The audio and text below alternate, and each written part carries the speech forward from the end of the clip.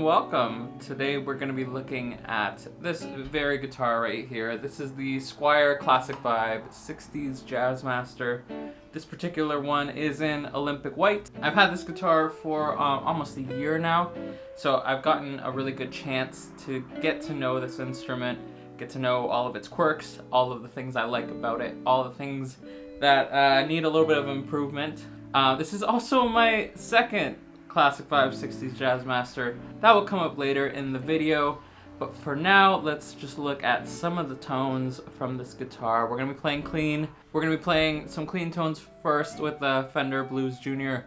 Later we'll have some dirt tones with a blues driver. But for now, let's just enjoy the tones of this beautiful instrument.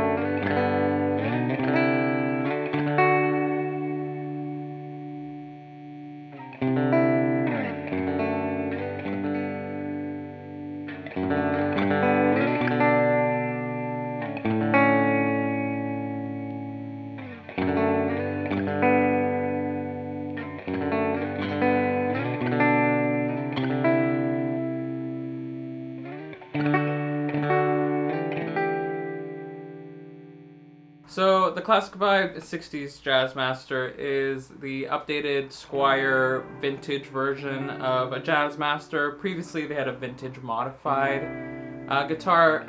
Everything I know from that guitar, it seems like this one is a pretty substantial upgrade. Not to say that that guitar is bad by any means, but there's some really good stuff here. This guitar offers a pretty vintage correct version of a Jazzmaster. It has the classic rhythm circuit. You can hear the 60s like kick in right there. Has your classic vibrato. No lock though, which is typical for a Squier. But so far I've had no problems with the trem, except for this wiggly arm. It's used to be nice and sturdy, but I'll have to do some kind of modification to that. The guitar features a Mustang style bridge, which is a very nice touch for people that don't want to do a lot of work on their guitars. The slots are plenty for keeping the strings in place as long as you get the right neck angle. The guitar features two Fender designed Jazzmaster pickups. These pickups are probably the best part about this guitar. They're nice and punchy, and the neck is super warm, and it's just that classic Jazzmaster sound. It's not super bright and in your face either. It's a nice kind of well-balanced sound. The pickguard is a nice tortoise shell. The previous vintage modified had this really nasty looking tortoise shell guard. But here, I really like the look of this. The neck is also one of my favorite parts about this guitar. It's very much if you're familiar with the Strat neck, it's very much that. It's a nice kind of C shape that fills your hand really well. I have very large hands, so finding a guitar with a larger neck is nice for me. It has some kind of rosewood substitute fretboard. I will say it came super dry, so definitely some conditioning helps out. But in terms of fret ends, the fret job is very nice. It's very smooth. There might be a couple little nibs, but it's honestly not a super big deal to me. The headstock features a classic Jazzmaster shape. The shape is particular to the Jazzmaster. It's a little bit larger than the Strat 60s, kind of 50s headstock, but not quite as big as like the CBS 70s headstock, which is probably just classic Jazzmaster look. Classic vintage style tuning machines that you see on every classic vibe guitar pretty much. They work just fine, can't complain about those. So let's get into the pros. This is a vintage accurate Jazzmaster for under $600 Canadian, which is really fantastic. It's very difficult to get a vintage style Jazzmaster. To get the next one up from this would be a Vintera series Jazzmaster, and those are like $1,600 at the moment Canadian. So that's like buying 3 of these. So the price is just right for this. And again, the pickups sound really good. The shape of this guitar is super comfortable for playing. And with that, before we get into some more info about this guitar, let's get into some dirt tones.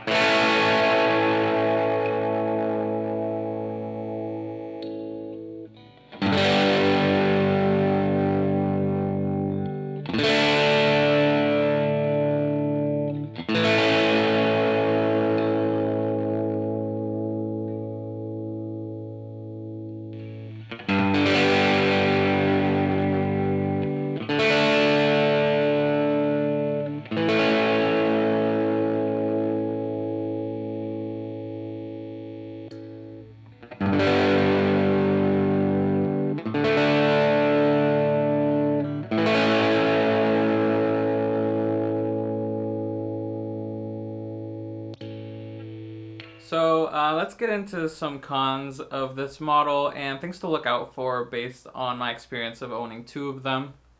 Just so you make a really good informed decision about buying a model like this. So this is my second Classic Vibe 60s Jazzmasters.